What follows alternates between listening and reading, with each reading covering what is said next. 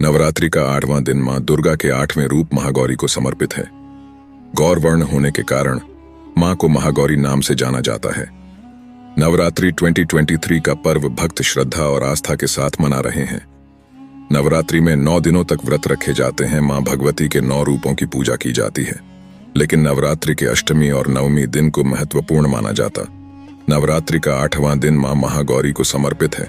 नवरात्रि के पहले दिन मां शैलपुत्री, दूसरे दिन मां ब्रह्मचारिणी, तीसरे दिन मां चंद्रघंटा, चौथे दिन मां कुष्मांडा, 5वें दिन मां स्कंद माता, छठे दिन मां कात्यायनी और 7वें दिन मां कालरात्रि की पूजा की गई। मां महागौरी की पूजा अर्चना करने से भक्तों के सभी पाप कर्म धुल जाते हैं, शुभ फलों की प्राप्ति होती है। महागौरी का स्वरूप। महागौरी के वस्त्र और आभूषण सभी सफेद हैं, इसलिए मां को सफेद रंग प्रिय है। पूजा में भी मां को सफेद चीजें और भोग अर्पित किए जाते हैं। सफेद रंग प्रिय होने के कारण इन्हें श्वेतांबर धरा भी कहा गया है।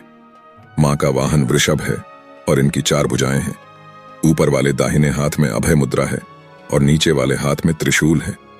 ऊपर वाले बाएं हाथ में मां ने डमरू धारण किया है और नीचे वाले हाथ में वर मुद्रा है। मां की पूरी मुद्रा बहुत शांत है। मां महागौरी की कथा। मां दुर्गा की 8वीं शक्ति मां महागौरी की पौराणिक कथा के अनुसार मां ने भगवान शिव को पति के रूप में प्राप्त करने के लिए कठोर तपस्या की।